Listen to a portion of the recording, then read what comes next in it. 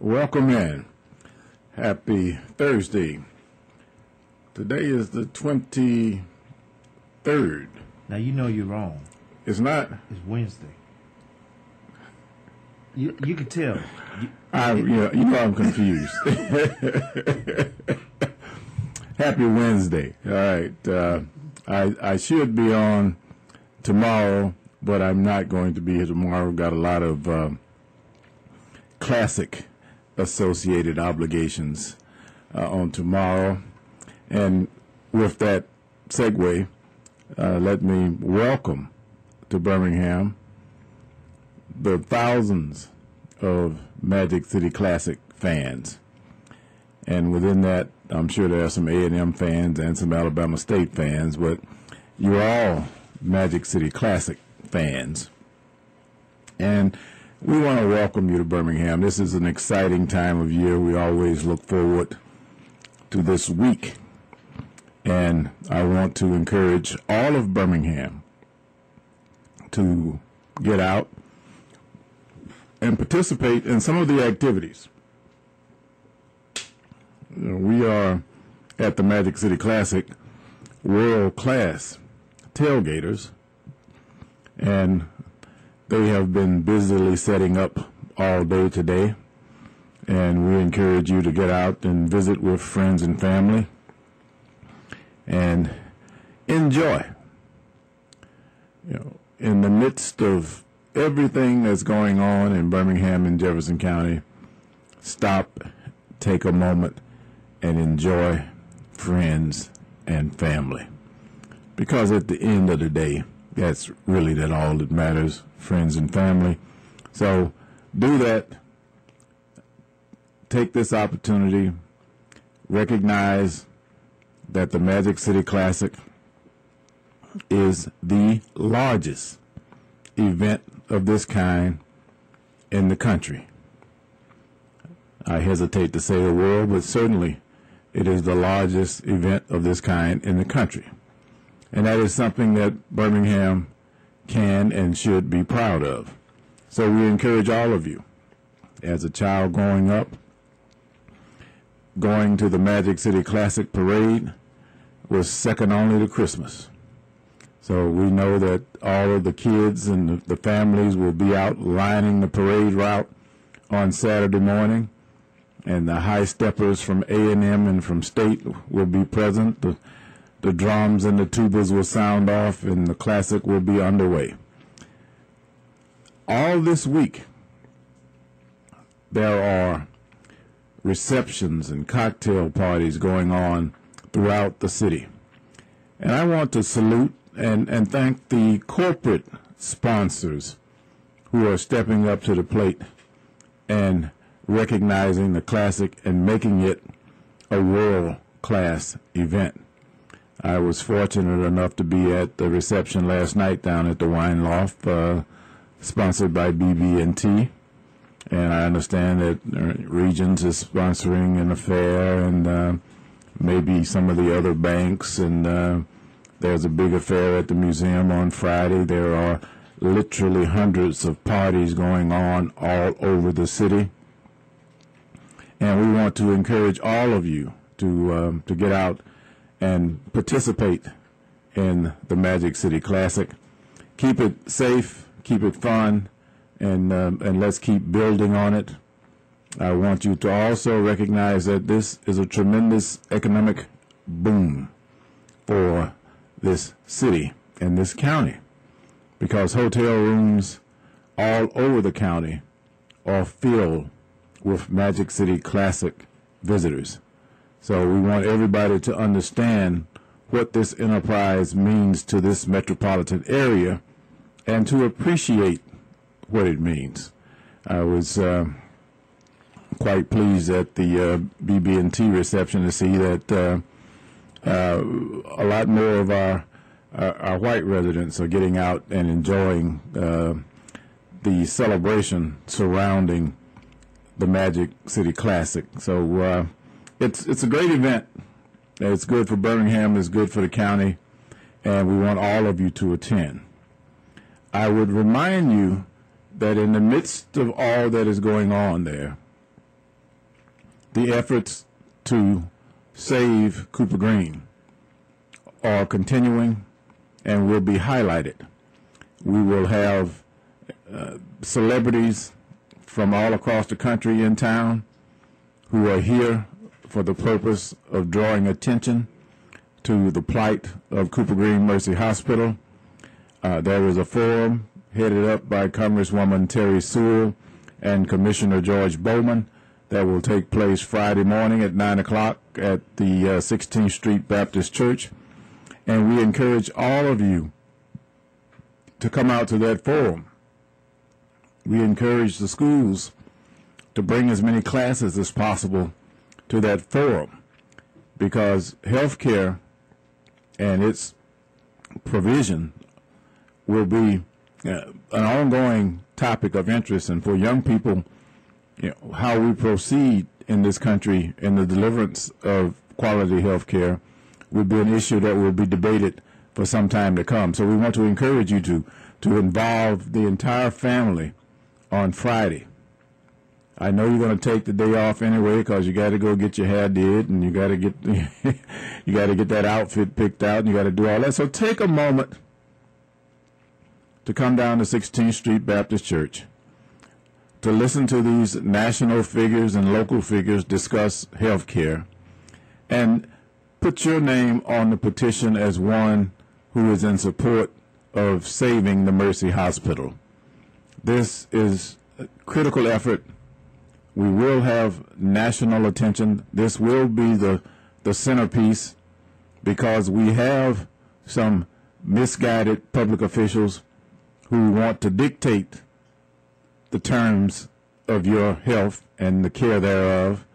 And it is important that we remember the founding principles of this country and let them know that they only serve at the consent of the governed, and that it is of, for, and by the people. Don't care what your public title is, you have to serve the people.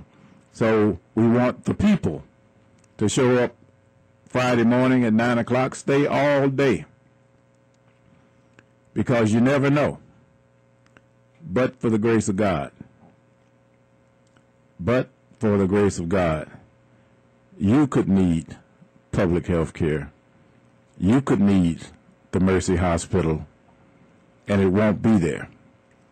So don't pass up this opportunity to make your voices heard, and to let these misguided individuals understand that they are not endowed or imbued with any particular wisdom that makes them smarter than anybody else in this county, and let them understand that they have to answer to you as citizens.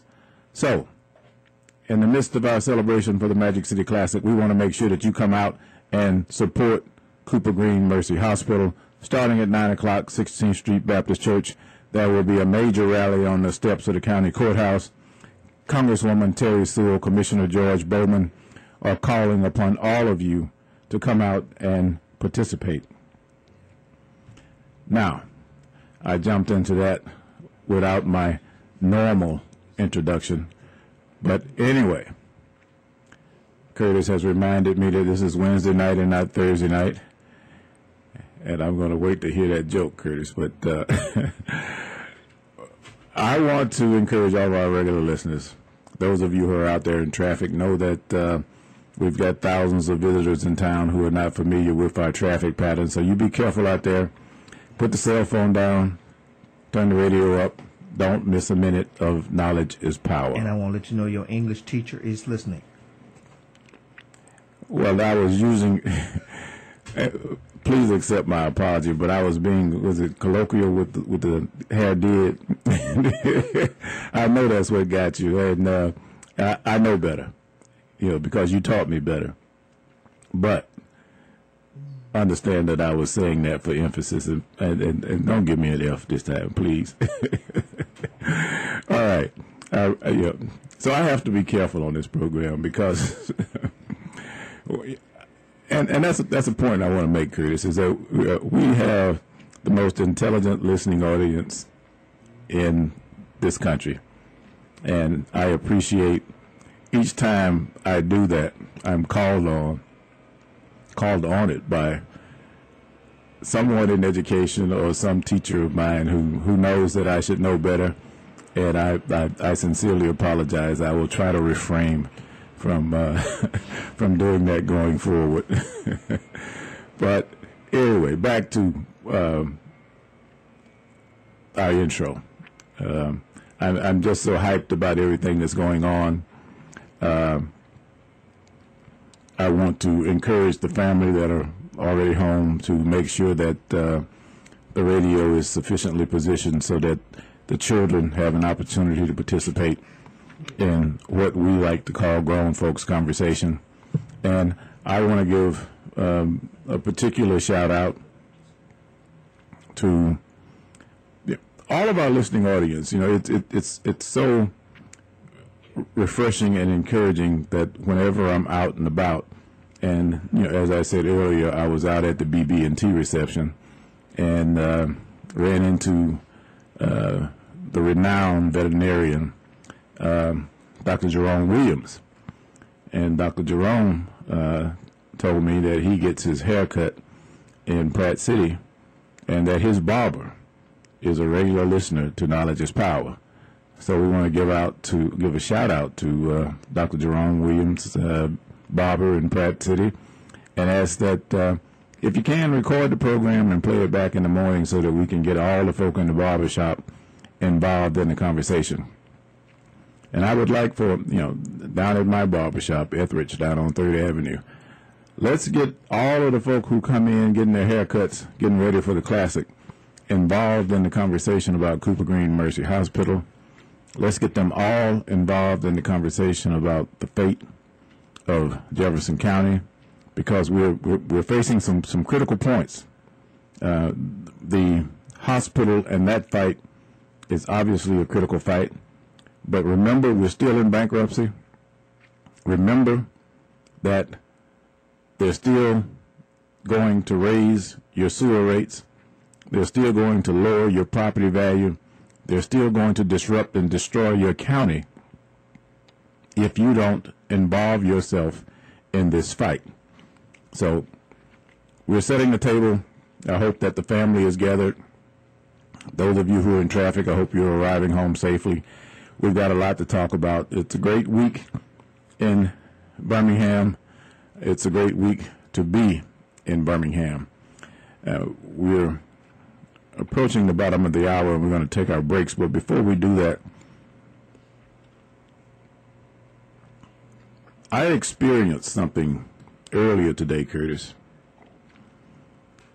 I stopped at, I guess you'd call it a fast food restaurant, to pick up something for lunch on my way to the house. And I'm going to go ahead and call the name. I stopped at the Chick-fil-A. Okay. And there was a line for the drive-up window. And I got in line behind a young lady driving a GMC Acadia, a fairly new GMC Acadia. It was black. And I know it was a young lady because I got a glimpse of her in the rearview mirror. Anyway, the line was slow, and I hadn't particularly noticed that she was any slower than anybody else, but the line was slow. And I made my order, and I waited patiently, and when I got to the window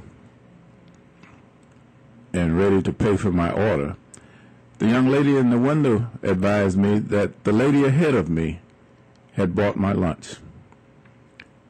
She said to the woman to please apologize for her being slow because she was texting and she felt that she was holding me up, so she bought my lunch. I was, needless to say, pleasantly surprised. It was an act of kindness that you rarely encounter these days.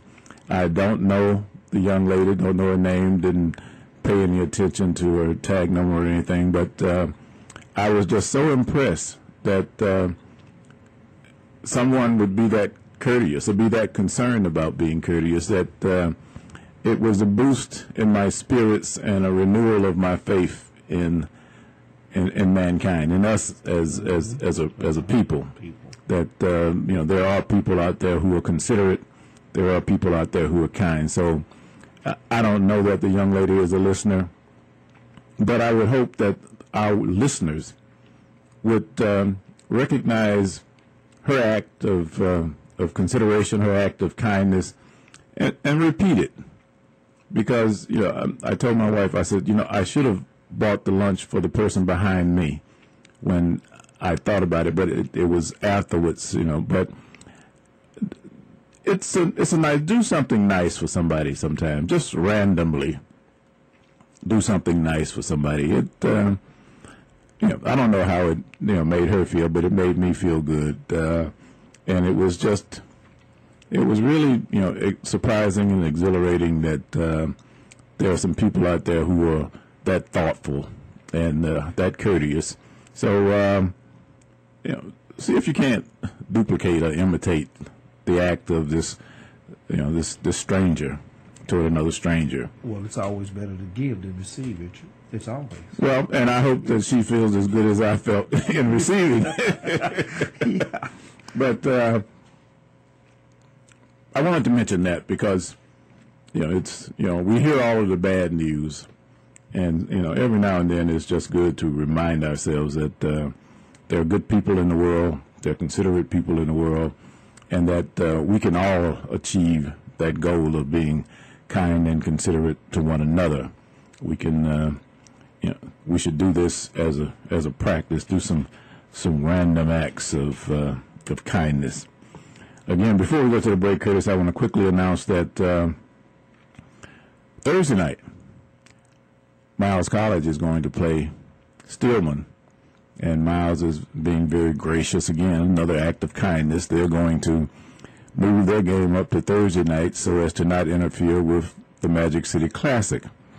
I would remind you that Miles is undefeated in the SIAC. Stillman, I think, has lost one game.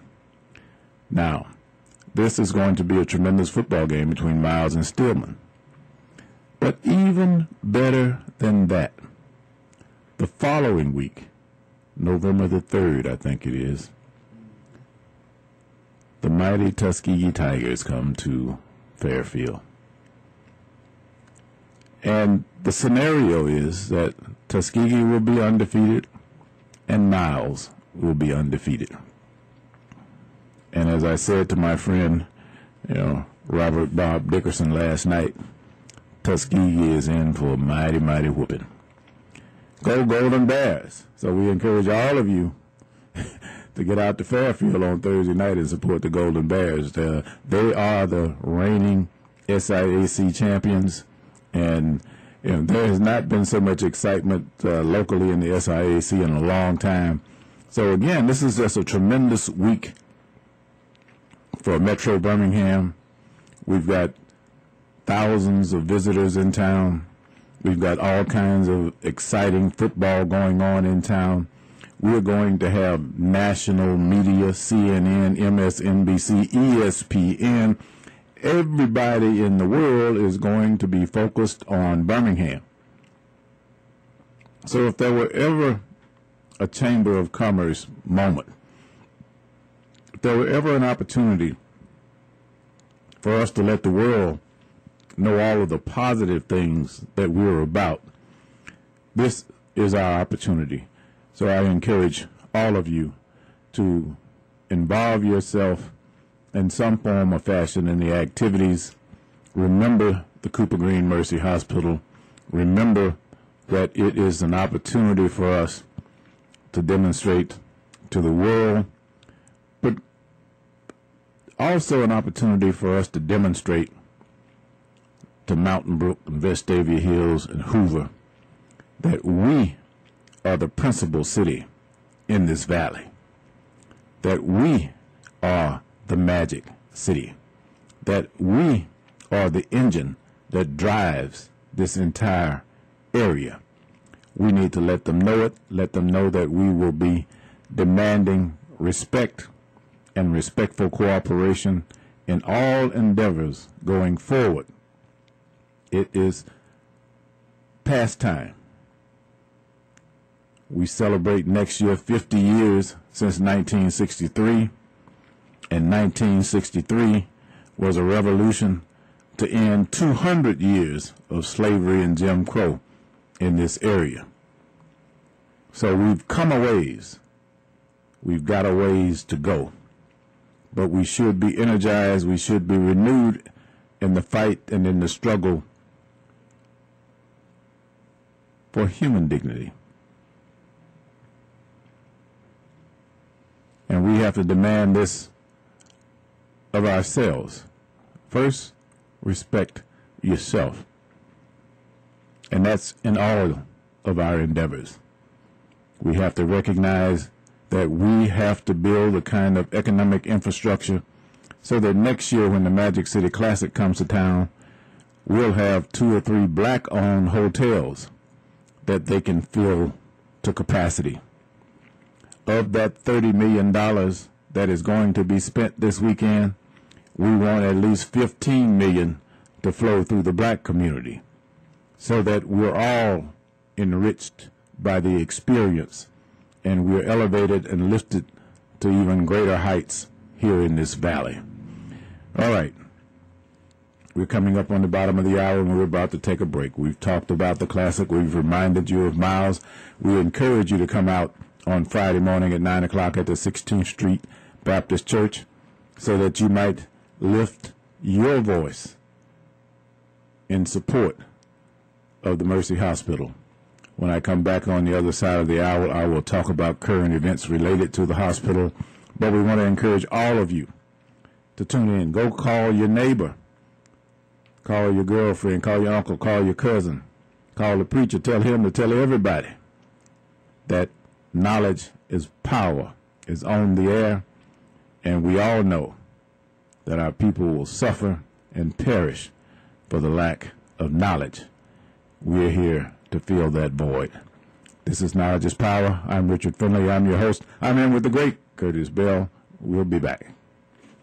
Listeners to the program, and I truly want you to understand that how much I appreciate it and how gratifying it is to know that you do listen. I encourage you, and I know that it's not something that you feel comfortable in doing a lot of times, and not something that you are eager to do. But call the program 741-9288. Curtis is always eager for new voices and new opinions, and I know that you have them.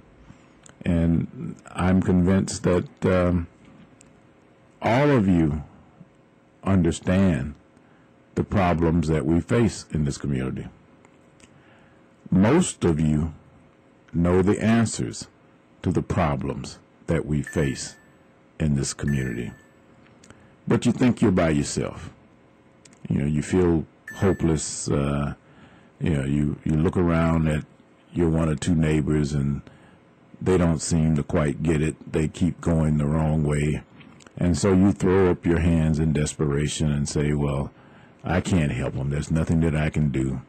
And so you go back and you open your Bible and you pray and you ask God to help them. But the only way that God can help them is through you. So I want you to be encouraged. Listen to the program. When you hear ideas that you have held for a long time, beliefs that you have held for a long time, and when you hear them voiced on this program and you say, wow, finally somebody sees it the way I see it. Well, there are a lot of you out there who see it that way. But you have to speak up. And the more those people who see it the way you see it hear it, the more comfortable they feel in repeating it. So don't be silent. Pick up the phone and get involved. Because there's probably somebody standing next to you who's uncertain, who's lost, and you have the answer and choose to be silent. Don't have that on your conscience. Go ahead and voice the truth that you know, and it can lift a multitude of people, because now they know that they're not alone in believing what they believe. They're not alone in thinking the way that they think. There are literally thousands of you out there who see clearly what the problems are, and you know the direction that we should take to solve these problems. So lift, as they say in the song, every voice. That's what it's going to take. You have to lift every voice. And I want you to, not only lift your voice, but lift your bottom out of that chair on Friday mornings. Go down to the 16th Street Baptist Church. Let these people know how important it is to you that we preserve this health safety net that is the Cooper Green Mercy Hospital. Not that you have to go there. You probably have good employment and good insurance, and you don't need it. But you know somebody in the family who does. And as a good Christian, you want to do all that you can to make sure that the least of these are cared for. If they are thirsty, you'd bring them water. If they were hungry, you would bring them bread. So if they are in need of medical care, and you can spend a half a penny to help provide that, you gladly and you willingly do that. So you tell David Carrington and Jimmy Stevens and Joe Knight that they can take their hub and their spoke and they can stick it wherever they choose, but don't force it on you. You know that Carrington, this guy is so far off base that it ain't funny. But he sent Commissioner Bowman an email today of a survey of customer satisfaction on healthcare. And the survey was conducted with St. Vincent Hospital, UAB, and Cooper Green. And it was a survey of customer satisfaction that was taken or updated on October the 12th. Now, for the last 3 months, he has been screaming that he is going to close the hospital. He has fired in excess of 300 employees at the hospital. He has declared that December 1 is the last day. And then he goes out and does a customer satisfaction survey. Now, he done completely disrupted the operations at the hospital, and to support his argument for closing the hospital is the lack of customer satisfaction with a hospital that is 300 to 400 employees short, that all of the other employees are under threat of losing their jobs at Christmas time. This is the craziest guy I've ever seen in my life. And this is, everybody talking about go vote. You need to understand who you voting for, because you keep putting in, you go down there and you voting straight ticket or this, that, and the other, and you don't know who you voting for. You get crazy people in there with these concepts and ideas. Guy who's never been to the hospital, don't know you, don't know nothing about your community, who finds himself in a position of power to enforce some idiotic concept that he read in a magazine, and is going to impose that upon you. It's life and death for you. He stands up in front of the camera laughing, talking about the hard decisions that he had to make. You think he's losing in his sleep over putting your relatives out of the hospital? You think he's losing any sleep about the cancer patients, the hypertension patients, the diabetes patients who are scrambling, worried, trying to figure out what they're going to do, where they're going to go? He doesn't know. He doesn't have a plan.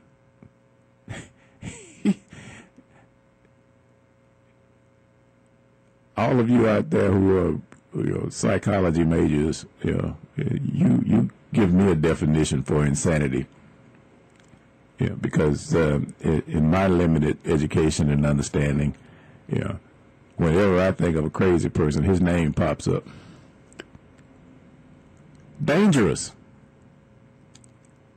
I mean dangerous in what he's doing. They came out the other day. They're getting ready to fire Dr. Hewlett. Sent her an email saying that they wanted her to help in soliciting the other hospitals and doctors to participate in this crazy hub and spoke scheme that they're coming up with. But she didn't have to come back to the hospital to do it. She could do it from home.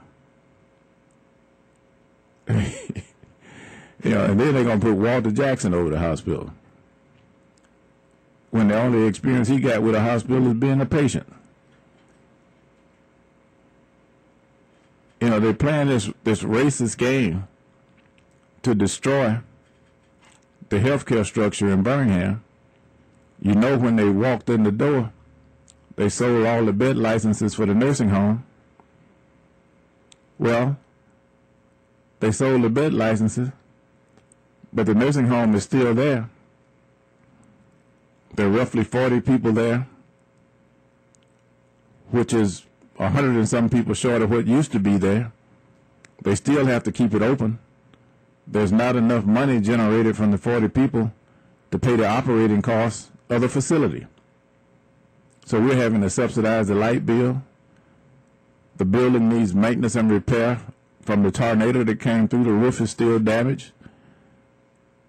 The building infrastructure, the heating and cooling system, all of these things need maintenance. There is no money for that. All of the regular employees who had good, clean records and skills have moved on to other jobs. So we're paying twice, if not 3 times, what we were paying them for temporary workers to see after the 40 or so patients who are left. This county has been the poster child for mismanagement. If you got one of those notices the other day about a lien being on your property because it was a computer error, you pay $500,000 for software that don't work. You laid off all the people who could understand the software, who could have made it work. They've been laid off or fired. You had the county courthouse in darkness for 3 or 4 hours a week or so ago. Generators failing. Everything that has happened under this Carrington administration has been negative and destructive, not only for the county governmental operations, but for the county, period. And it's about time that the citizens of this county demanded that he be removed. You can't sit back and allow, when you know it's out of control, when you know the person at the helm is completely out of touch with reality. When you see this malfunctioning of the county government, you got thousands of people waiting on car tags who have sent in their checks, but we don't have enough people to open the envelope to take out the check and process it to put the money in the bank so we can have it to operate the county.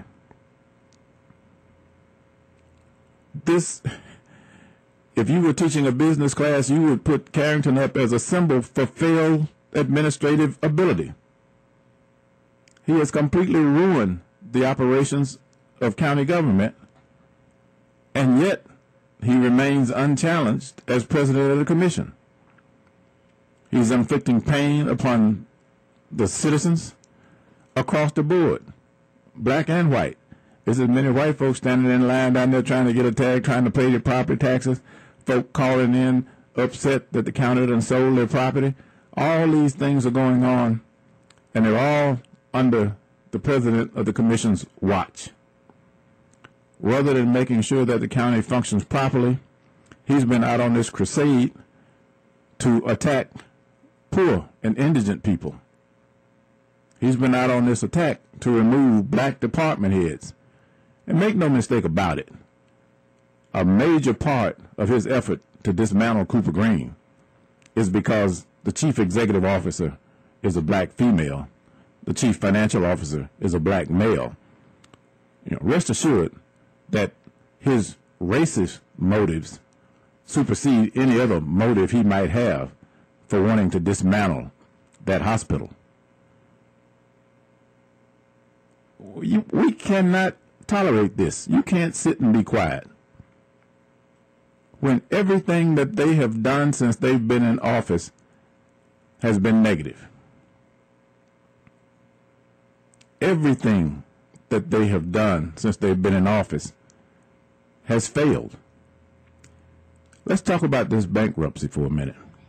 You've heard me say on this program any number of times that there was absolutely no reason for this county to file bankruptcy. The only reason that these people rushed into making this decision to go into bankruptcy, to this announcer's thinking anyway, was to cover up the criminal activity that created this $3.2 billion in debt.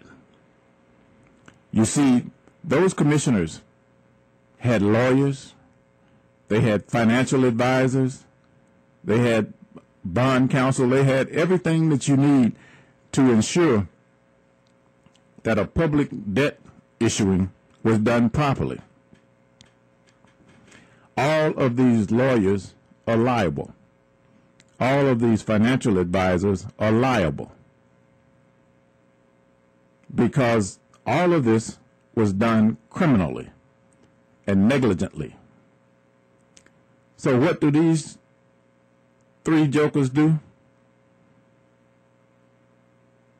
Run down and file bankruptcy and tell the bankruptcy judge that this $3 billion is legitimate, that we owe it. When hell, we know we don't owe this. We didn't have anything to do with this. We know that these lawyers and financial advisors stole over $680 million in fees. Over $500 million of the money went in fees.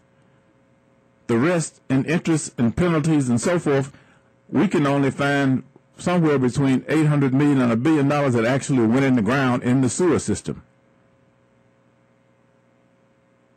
And the ultimate end of this, if they have their way, is that you pay it all off. Your sewer rates continue to go up. And as the cost of the utilities go up on your property, the value of your property goes down. So you're being doubly hit. You're being robbed with money taken out of your pocket directly in terms of higher rates. You're being robbed of wealth in that your property values continue to drop. But not only that, the market for your property disappears. So you've got a house that's valued at $80,000 and you don't owe anything on it and you want to sell it.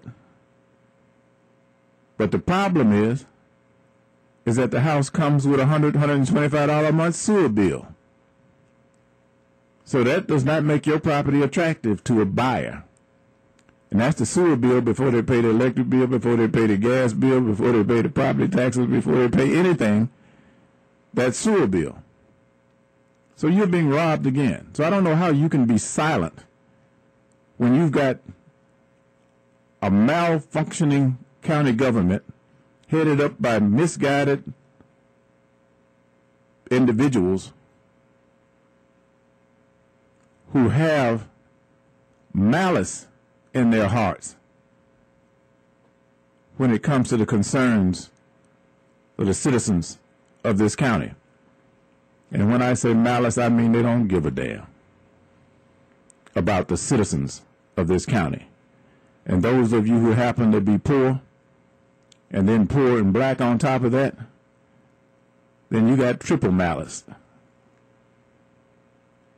There is no way that you can continue to be quiet. So in the barber shop and in the beauty shop in the morning, y'all talk about it.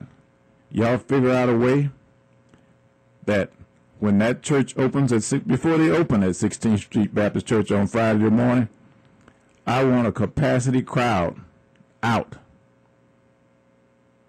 standing before the national cameras, the CNN, the MSNBC, the ESPN, for everybody's in town. Tom Joyner's going to be on the radio talking about it. Michael Basin's going to be talking about it. Curtis Bell's going to be talking about it. Everybody in this country and around the world will be talking about this travesty that's going on here in Birmingham. In the midst of this greatest football game ever, we've got to deal with this civic travesty. And it's imperative that each and every, bring the children so that they understand how this system works of, for, and by the people, that you cannot allow some misguided tyrant to inflict this kind of pain and suffering upon innocent people. It is mandatory that each of you exercise your rights as citizens of this country to demand not only his resignation and removal, but if necessary, we have to force the federal government to come in and prosecute this bankruptcy so that we don't wind up holding the stick once again. We cannot allow this kind of theft of wealth within our community. There has been no greater transfer of wealth out of the black community since Reconstruction. And that's all this is. This is a wholesale transfer of wealth out of the black community. When you consider the thousands of black people who are on the sewer system, when you consider the thousands of black people and poor white people as well. I don't mean to, my white friends, please understand that my heart is with my people in this instance, and I care about you and I want you to be protected as well. But my people suffer disproportionately because of the lack of knowledge of what is going on in this community. That is why we do this program. That is why we call this program Knowledge is Power, because we know that our people suffer for a lack of knowledge. And we encourage you to inform yourself as much as possible about what is going on in Jefferson County in the midst of the celebration, the reunion of families. Take time out on Friday to let the Jefferson County government know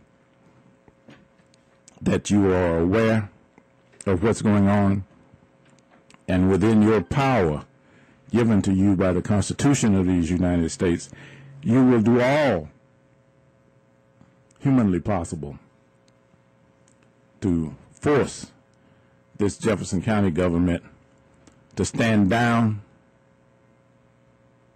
to correct its actions, and to ensure that justice be provided for all the people of this county. We cannot sit silently. We cannot accept this. We cannot abide this. We must, in this week of celebration here, when we've got two of the greatest universities within the state here, we've got folk coming in all over from Miles College. It is time that we invest all of that intellectual property in downtown Birmingham, and we make the government aware that we will not tolerate this malfeasance, this malpractice. We will not tolerate this fraud. We will not tolerate this corruption. We will not tolerate this insanity. You're listening to Knowledge is Power. Tonight's Wednesday night. I'm Richard Finley. I'm your host. I'm in with the great Curtis Bell. We'll take a break, and we'll be right back. WATV WATV Birmingham. We are the new 900 Gold WATV. McGruff, the crime dog here with my nephew Scruff. Get a pencil and write down an important address. It's for the new McGruff comic activity book. And it's full of me. The address is Scruff McGruff, Chicago, Illinois, 60652. Hey, Scruff McGruff, Chicago, Illinois, 60652. Scruff McGruff, Chicago, Illinois, 60652. Scruff McGruff, Chicago, Illinois, 60652. It tells you what to do about guns and about bullies and drugs and about strangers who want to give you a ride. Scruff McGruff, Chicago, Illinois, 60652. And it's full of games and puzzles, too. So for your free copy of my new comic activity book, just write Scruff McGruff, Chicago, Illinois, 60652. not bad.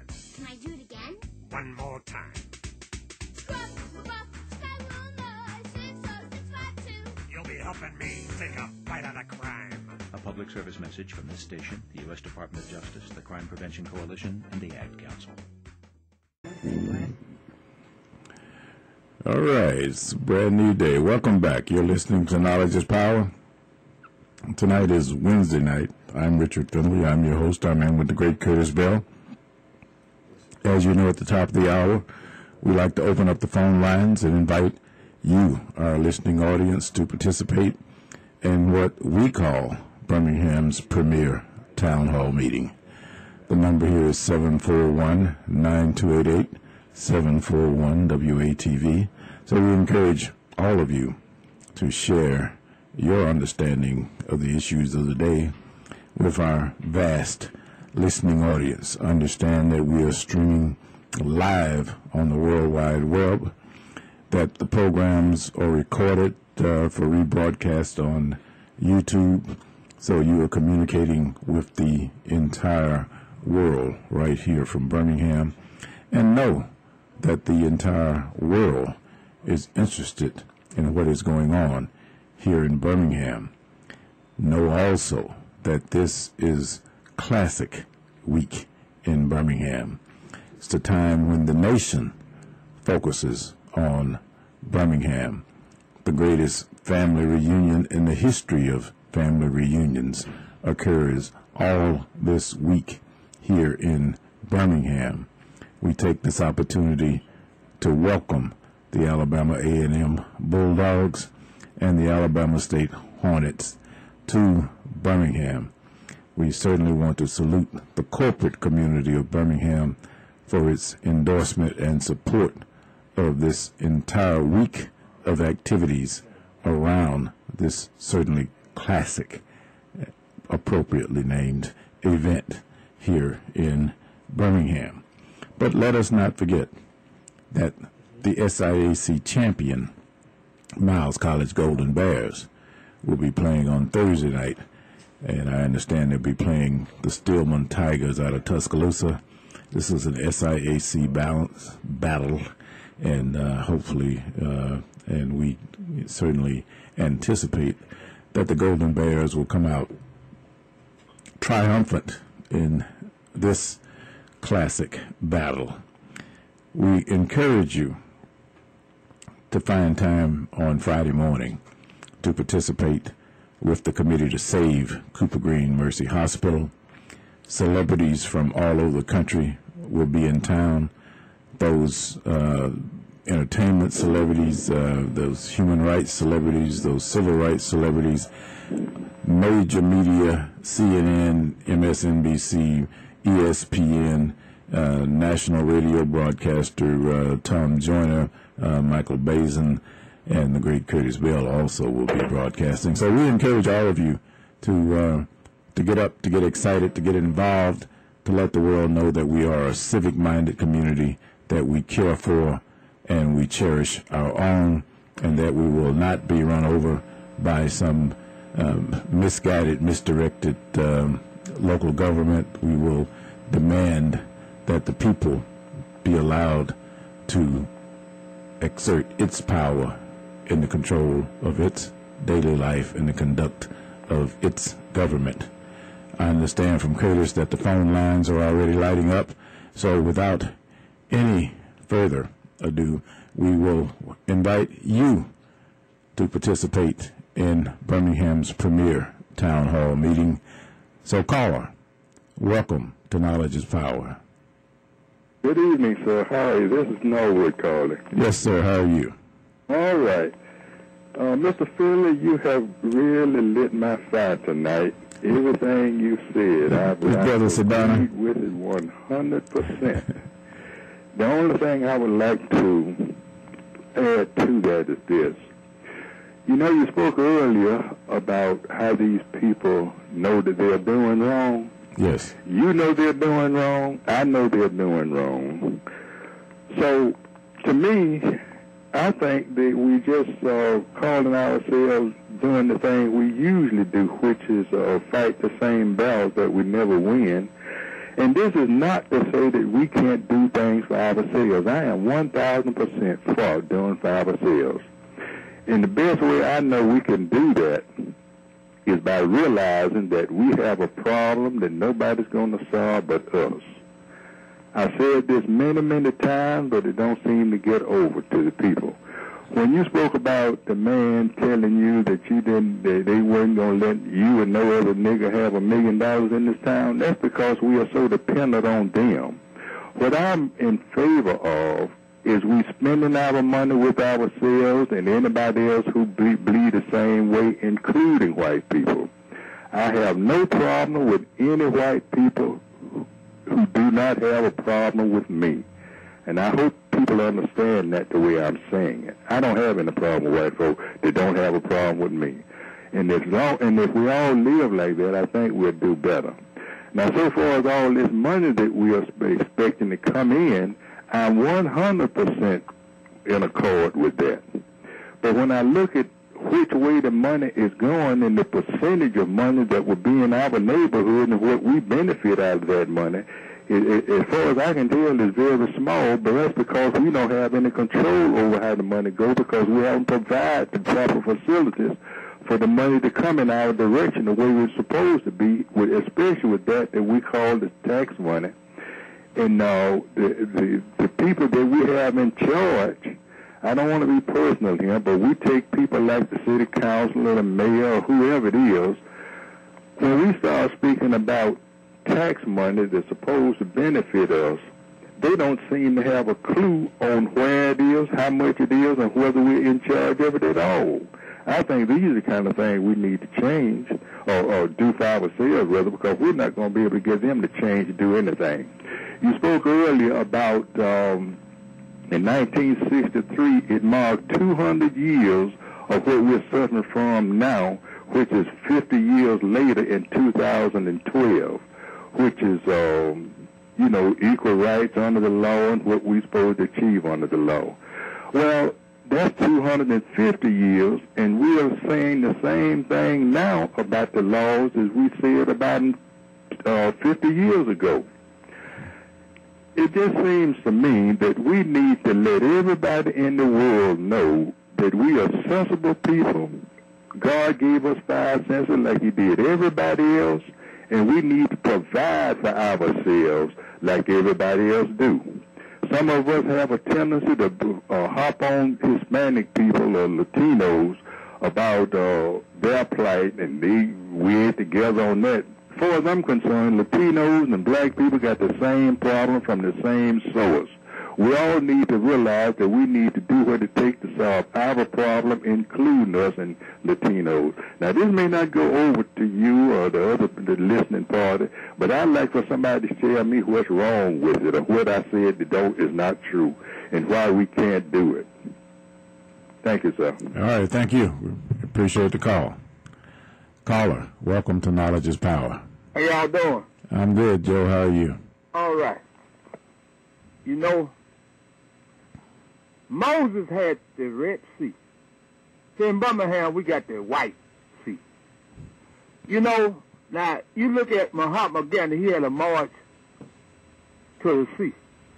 Here in Birmingham, Alabama, we're going to have a march to Jefferson County Courthouse on Friday. It's going to be a historical day. It's going to be such a crowd of folks in there, you ain't going to believe it yourself. God done already revealed to me, just like Martin Luther King said, been to the mountaintop. Well, I went halfway to the mountaintop and looked down. I seen Carrington, Stevenson, and Knight down to their knees.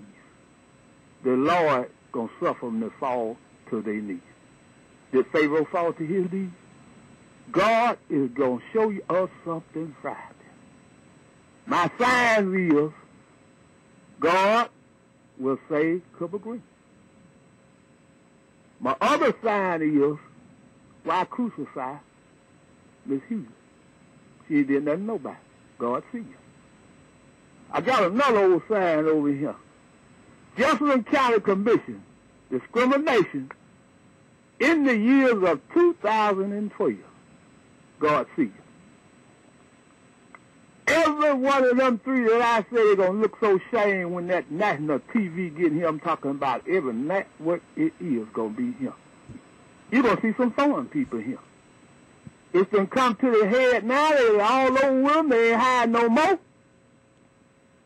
At least of us going to have a say-so. And it's going to be a big one. And it's going to be like an old camp meeting. When we get the singing in there, get the moaning, groaning, and praying, it's going to be something like you never heard or seen before. It's on the way. Now, let me ask our cousin over in the corner over there. I know you guys.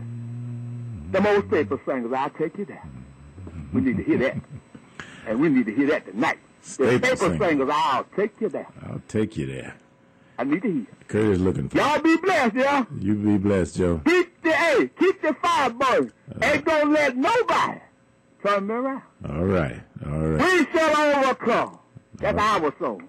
All right. And the rest of them that Carter Reese made is our song. This is the grandmama, the granddaddy, the auntie, the uncle. This is it. This is the grand finale of what you would call civil rights right here. Wait till we see Friday. It's going to be a great getting up morning. Amen. Amen, Joe. All right. Caller, welcome to Knowledge is Power. Hey, happy Wednesday. All right, go ahead. Happy Wednesday. Yes, sir. How's that in here? That's fun. Well, I'd like to welcome the people in to help us consecrate the old great lady, and hope they decide to take part in this movie that we're trying to create about the Jeffco One Trick Rodeo. I got a little thing here. Can you bear with me about a minute and a half? All right, you got it. Run with it. Okay, Jeffco County Commission. 5 links on a chain. Pull it in different directions, keeping every link in a string. What can John and Susan Q. Public do just to eliminate the pain, to stop this linkage from breaking in two, and this government from fame to shame? What avenues can you use when things just run amok? When a one-step phony call you a one-trick pony, you know that Jeff Crow is stuck like Chuck. The government's gone amok. The U.S. government has granted our largest city employer, UAB, $5.25 billion, but it's parked on a special benchmark for the indigent or the underinsured to survive. Now, Cooper Green is a flaming target, and UAB burning delight. And if the jury could proceed and locate the Cooper Green deed, that deed might be the poor folks' pie in the sky. But Jeff Cole is stuck like Chuck, watching a one-trick pony do the huckabuck. Hey, Charles Allen Head, welcome to the Magic City. Yes. All right. Well, we had a series of callers there. Brother Sedona put forth some interesting challenges. Joe prophesied, as he always does. And this is truly a historic week in Birmingham and in Jefferson County. And we've got tremendous opportunities to address a number of grievances we have with this community and this government. And for all of those representatives of the corporate sponsors who have stepped up to support the Magic City Classic. I want you, with your access to these sponsors, to make them aware that that support has to extend to the Mercy Hospital. I want you to let them know that if we are going to progress as a community, if we are going to reach our potential as a city and a county and a metro area, it's going to require that our corporate community not only step up to the plate to sponsor and support events like the Magic City Classic, but it's going to require that our corporate community pull the reins of these renegade public officials who are dividing this community, who are causing negative publicity to go out across the world about our community, who are demonstrating the lack of social and racial progress in this community that we have worked so hard to try to overcome, to realize that we have throwbacks like these 3 county commissioners who would jeopardize our efforts to bring our communities together, who would jeopardize our efforts to strengthen the economic base and to extend it into all communities, because certainly our community is in need of a solid economic infrastructure. It is also time for us, the listeners to this program, to the conscious and aware citizens of our community, to rein in our elected officials, to get them to understand that you were not put in place to administer the same laws that continue to deny and oppress us access to those things that make us free and happy. That it is your job to make the system work for us. We must build an economic infrastructure.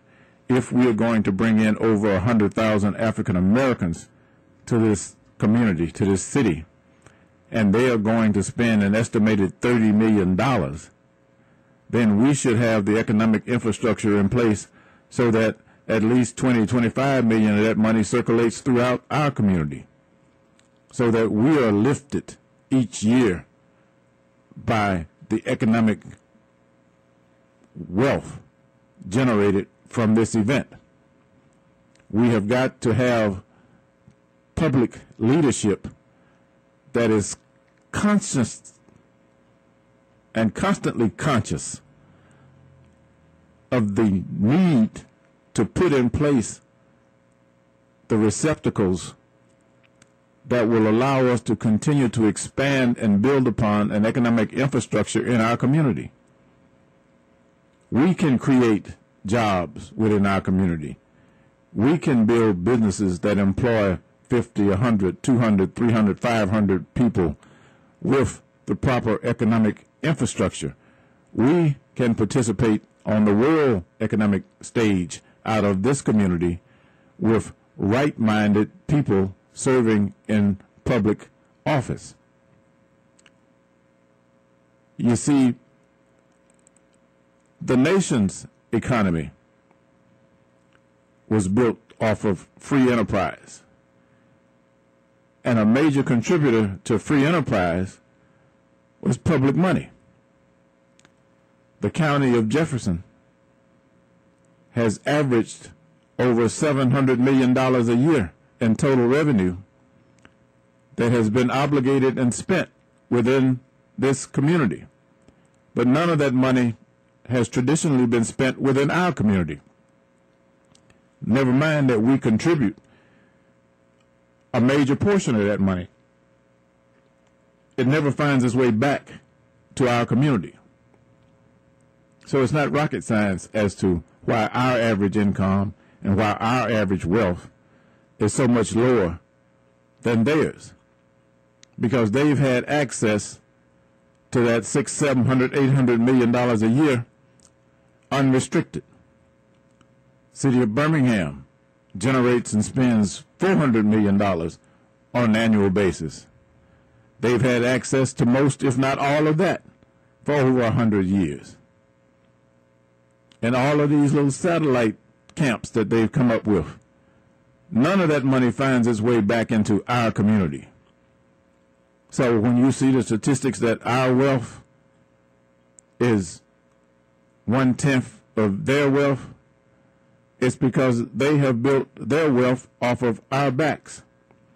And we can no longer continue to elect public officials who are either afraid or ignorant to the resources available to us and who refuse to alter or to abolish the rules and regulations that continue to restrict us from establishing an economic infrastructure within our community. And we have to turn to demanding of these people or replacing these people with right-minded individuals who understand that if we are going to be full citizens, if we are going to operate on parity with everybody within this country, we have to establish an economic infrastructure within each and every one of our communities, and we have to continue to build upon that economic infrastructure. Curtis tells me we've got a caller. We've got one more caller. Caller, we'll take you before we go to the break. Caller, welcome to Knowledge is Power. Good afternoon, Richard. Good afternoon. How are you? Good afternoon to the visitor who in this magic city. Richard, I'm glad you're on this afternoon because, you know, it takes courage to make statements like you make. You follow what I'm saying? You got my safe house. You got my safe house ready? With the listener, I know them probably listen to this program this afternoon, but if you're a listener out there, we just wait a minute. What you mean nobody's probably listening? Well, you know, they when you get it talking like that, Richard, they run away from the radio because they're not used to program. But let me just go and make my statement. You know, we just built several new schools in the city of Birmingham with that 1 cent sales tax. Now, we had a white company, Vulcan Associates. They made $13 million a top.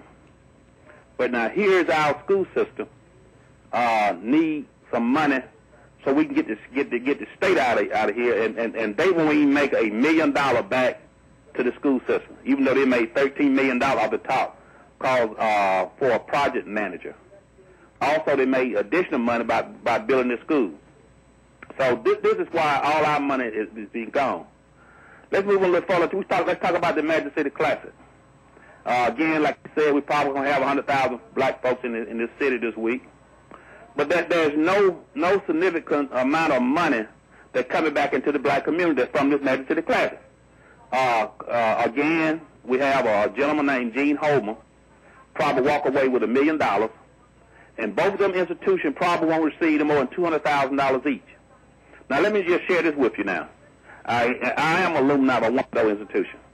Now, I know as long as those institutions been exist, I know those institutions could find somebody who have graduated from that institution that probably can manage a function like this. Therefore, we can, in terms, employ people from our city. We can employ people from each institution where we can put money back into those institutions as their own scholarship. We could do that, but yet it's still we have to go through this type of environment. Now, I can recall when I made my first trip up here in 1969, we had maybe about 20,000, 18 to 20,000 people in the stand, that include both sides. That particular time that the Alabama State and the A&M folk, they wouldn't go to the hotel to eat.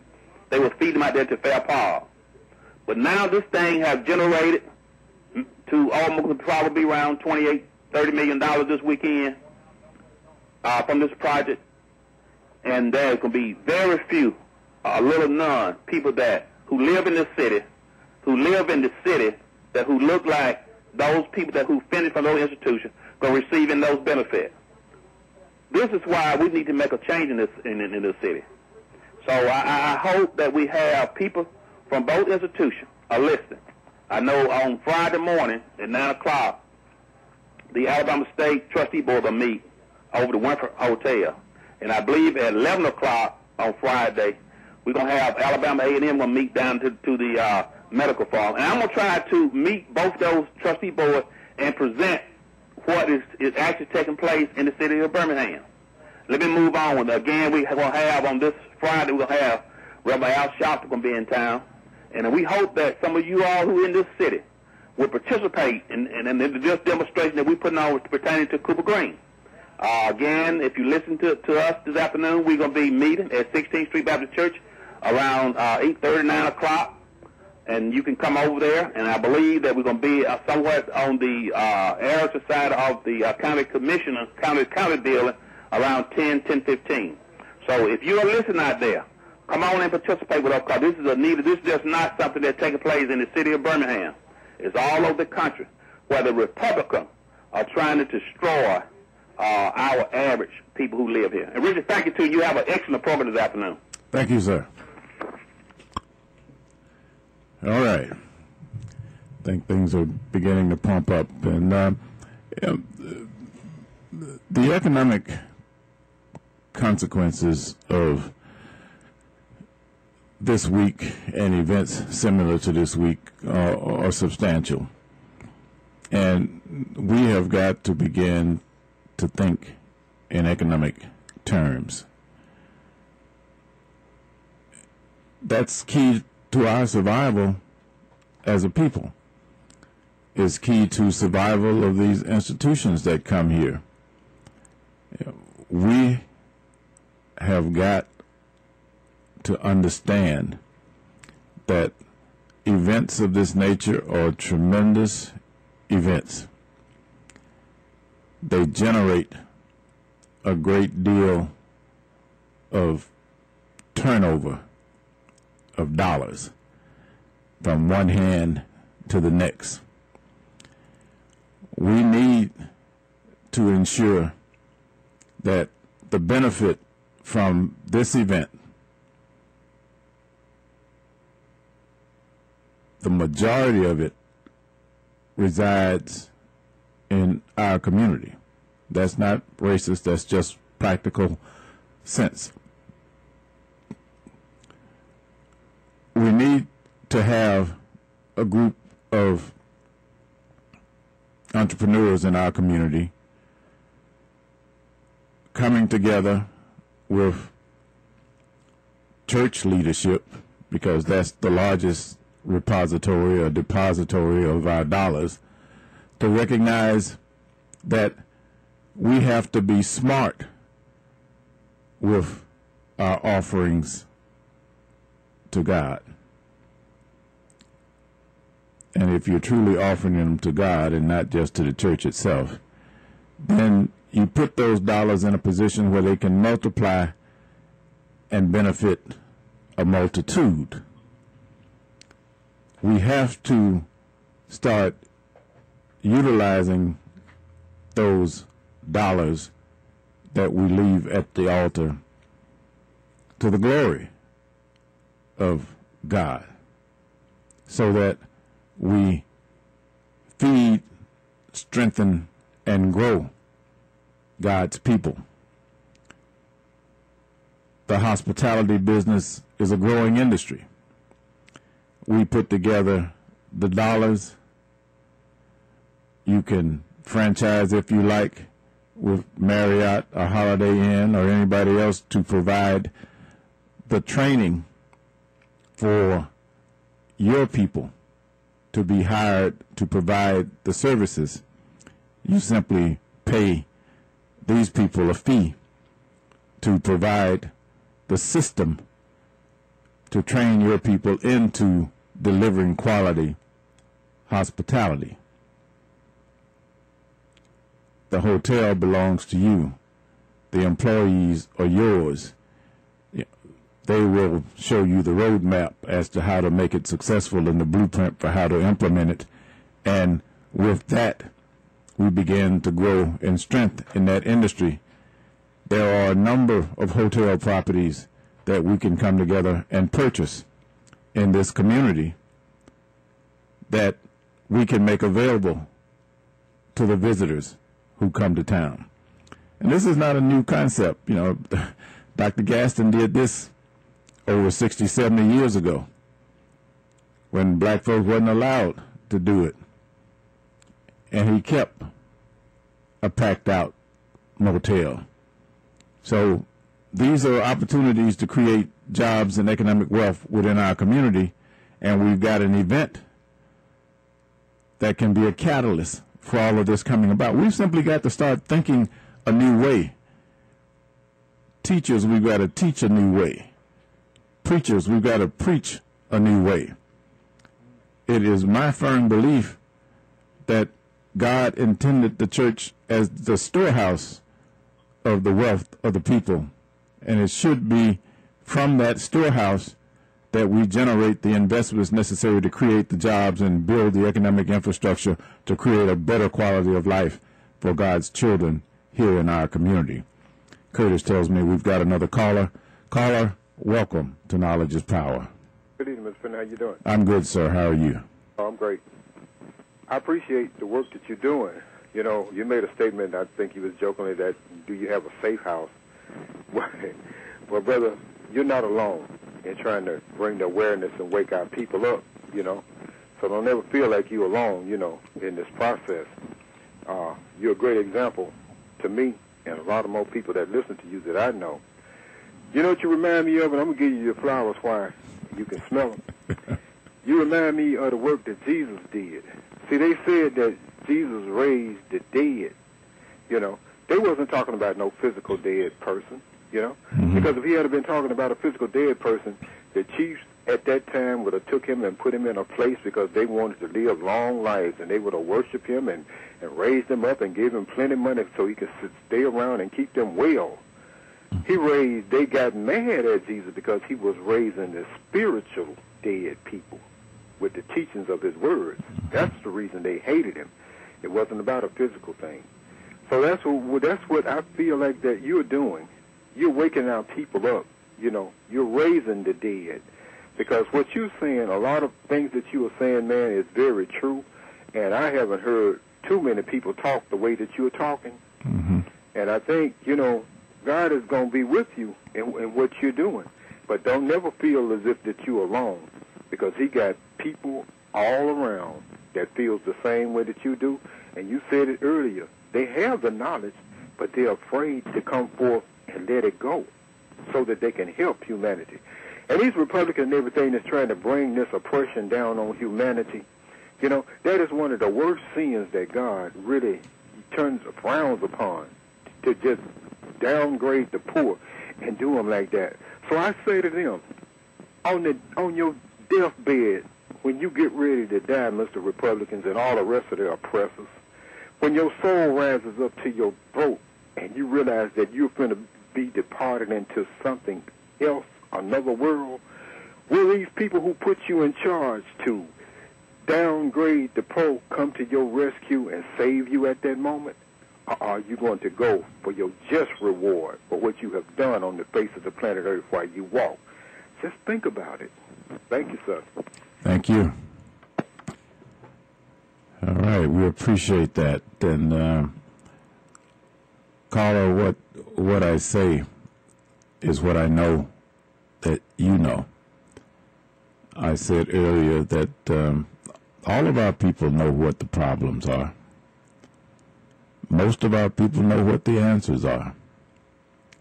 We've got to shake off this fear, this self-imposed fear,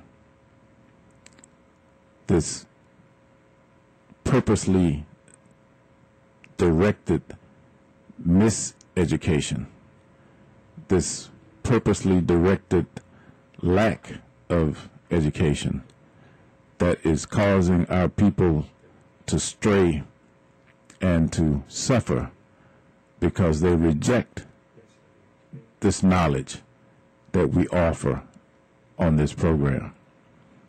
I encourage each one of you to reach one of you and turn that individual around. If it is a young person who has rejected learning, if it is an old person who skipped formal education, take them back. It's free. And once you learn to read, to write, to count, then we can begin to work on your thinking, because you have the tools to function within this established society. You see, when we landed here to be exploited, the oppressors understood that if you understood the language, if you could comprehend the system, then there was nothing to stop you from mastering the system. So they set out to put in place a structure that would misdirect, that would miseducate, that would suppress, that would oppress, to instill fear, to cause you to constantly look down, to cause you to doubt yourself. All of these things were purposely put in place by man. God had nothing to do with this. But God was always there for that moment when you decided to look up, for that moment when you recognized that, this ain't natural, this ain't right, I wasn't born to this. And the moment that you come to that conclusion and decide to stand erect and move forward, that's the moment that the entire world is waiting on. The moment when the American Negro throws off this mental oppression, throws off these shackles that have been put upon them, these artificial shackles. When the American Negro wakes up in his right mind and assumes his right position before God, is the day. That is the day that the old world as we knew it ends. That is the day of the new horizon. That is the day when we walk in the light and when we lead the world. And it ain't far away, brother. So those of you who hear, each one, reach one. You're listening to Knowledge is Power. Curtis tells me we've got a caller. Caller, welcome to Knowledge is Power. Hello? Yes, sir. Go right ahead. Can you hear me, Finley? I can hear you. Good, good. I really miss playing golf with you and my good friend Harris and George Bowman. And since I stopped playing with you, golf with you guys, I got into the 47% bracket. Yeah, well, save up your coins and come on back out. Hey, what I'm calling you about, I heard some rumors. I don't know how true it is because, I've been here and there and I hadn't had a chance to check on things. They say that the money sack for the Classic have changed hands, that we no longer hold the money sack boys, that the money is distributed to us through other people not of our color. I'm up on the freeway, fellas, so if you know the thing about that, will you let me know, do we still control the money, have the money been passed over to someone else where they let us they give us what they want us to have? And I'll listen to you on the radio for your response, okay? Okay. I think there is a management contract with either the Alabama Sports Foundation or the Bruno Event Team. How they handle and distribute the money, I don't know. But I do know that they have been responsible for soliciting the corporate involvement that we now have in the Magic City Classic. And I'm pretty sure that there are some new formulas as to how that's divided. But again, we're talking about state universities with business professors and law professors and economic professors, and certainly I would hope that both these universities in their negotiations with these contract event managers have cut the best deal possible for their universities.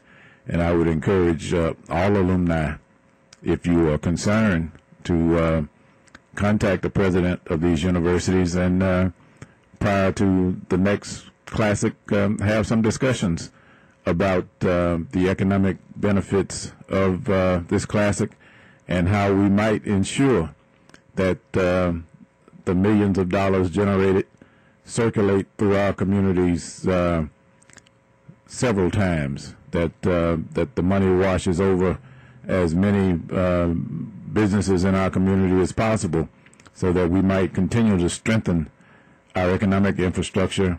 And I would encourage those who benefit from the revenue generated to, before you pay your taxes, make a contribution to the scholarship fund at each one of these colleges so that more of our children will have access to affordable education. We've got another caller, Curtis. All right, caller, welcome to Knowledge is Power. Hey, happy Wednesday again. I need 60 seconds here to put this in. Some time ago, before we went into bankruptcy, I came on a couple of radio shows in Birmingham, and I found out that the people who signed for the monies in New York, that the bond dealers, that they all did not sign. And I got the law from the state of Alabama, and I cited it on radio. It was Section 11-1-16. And I said at that time that we did not need to bankrupt. We needed to go into court and not pay that money because it was a deal if all 5 commissioners did not sign, which was a prerequisite of the Alabama law. Then it was a violation of the Constitution for that money to be lent by anyone, and their ignorance, if they were ignorant of the law, that was no excuse. Now, that had been done at that time before we filed bankruptcy, because when you file bankruptcy, the first thing you do is line up your creditors that are bona fide creditors, and when you list the people that you owe, who are saying that you owe them and you don't owe them legally, then you set yourself up. So that's what should have been done. That was advice that I gave free on a couple of radio stations a couple of years ago before the bankruptcy was filed. Think about it. Hey, Charles Allen Head. Well, we know that that stipulation has been pointed out a number of times, but what we've always said on this program is that if the government or the law and the crooks are one and the same, who you going to call? You can point out all the violations that you want to, but if you're pointing them out to the government that participated in the crime, what do we do in that situation? You know, we have pointed out on this program that the bankruptcy was absolutely unnecessary. It is a crime being perpetrated on the citizens of Jefferson County. The only benefit to those who went into bankruptcy was to give legal sanction to the crime. We shouldn't have been in bankruptcy court. We should have been in criminal court. The lawyers, the financial advisors, everybody, the insurers, all of them participated in putting together false information. They knew there was no way in hell we were generating enough revenue in Jefferson County to pay off $3 billion in debt. But they also knew that they were going to make millions of dollars in fees in doing the deal. So they didn't care about violating the law. They didn't care about breaking the rules. All they cared about was getting paid. And you've got law firms in this town who call themselves reputable, who were paid to advise county commissioners on the legality and the constitutionality and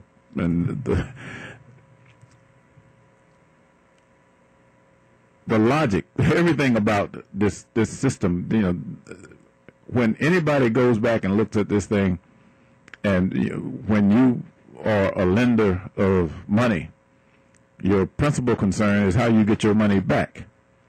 And when you take a look at the customers and the revenue base for the Jefferson County sewer system, there was no way under the terms that were negotiated that the revenue base could repay this debt. Now, had they financed the debt over 100 years at a fixed 2 or 3%, where it would not impact upon the revenue stream of the customer base, maybe. But putting together a 30-year bond deal for $3 billion when the vast majority of your residential customers are at or below poverty made absolutely no sense. These New York bankers knew that.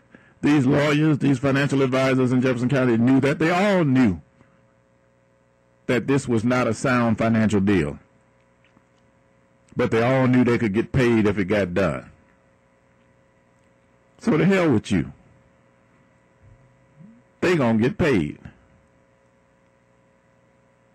Now it is up to you to raise your voice loud and long enough to draw some attention, if not from the U.S. Justice Department, maybe from the World Court, to know that this was a criminal enterprise.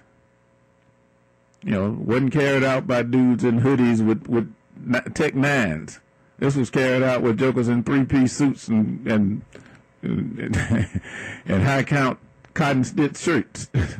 You know, this was carried out by dudes driving BMWs and Mercedes and Cadillacs every day. You've been had. You've been hoodwinked. You've been robbed. And unless you stand up and shout to the top of your voice, hell no, then it's going to go forward.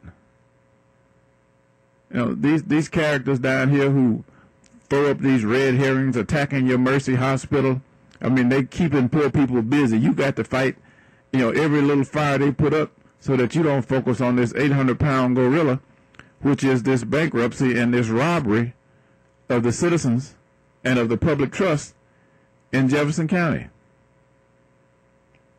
I'm telling you, when you at the beauty shop and you at the barber shop tomorrow, you getting ready for the class, y'all need to be talking about this. And you need to show up down there at 16th Street Baptist Church. You need to be down there thousands strong. Or you just owe it to yourself and your children, your grandchildren. You can get up and show them that in the United States of America, we cannot be dictated to by hoodlums who take control of the government. That we're going to stand up and we're going to throw this thing off. You're not going to rob us, you know, nickel and dime us to death. You know, increasing the sewer bill, increasing the water bill, increasing the power bill, increasing the gas bill. Salaries not going up, no new jobs coming in. Alabama economy performing worse than any other state in the union. We're not doing anything to grow jobs, to grow economy in this country. We're just constantly putting upon the people. We're struggling harder and harder every day. If there was ever a time for rebellion, if there was ever a time for revolution, then now is the time.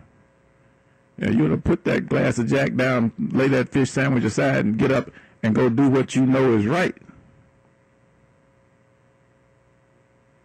Because you know it's right. I don't care if you stone drunk tonight. If you hear in this program, you know what we're saying is right. You know you have a responsibility to do it. Because your mom and dad didn't raise you that way. Now you get up and live up to your potential. Be somebody. You know, we've had this fight. We shouldn't have to continue to keep fighting this fight. So we're going to draw the line in the sand here in Jefferson County, Alabama. We're going to demand that we will all be respected as human beings. We will all be treated fairly under the law. There is nothing about your accident of birth that gives you any greater privilege than any other citizen. You have no right to hoodwink, to swindle, to scam, to steal from the hard-working people of this county. You have no right to put upon the poor and the indigent with these malicious attempts to destroy, disrupt the lives of the citizens of this county. But they do it because you're too busy. They do it because you're afraid. They do it because you're ignorant. That's why you need to call everybody you know and tell them to tune into this program.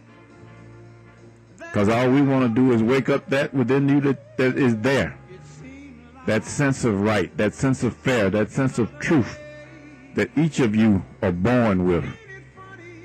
And we want you to stand up and be men and women of substance, of character. You have an opportunity to deal with something that matters not only to you, it will matter to your children, it will matter to your grandchildren and your grandchildren's children. And anytime you as an adult refuse to stand up and address those issues and concerns that matter, I don't care if at this date you're 28 and you live to be 90. You died the day that you refused to address those things that matter.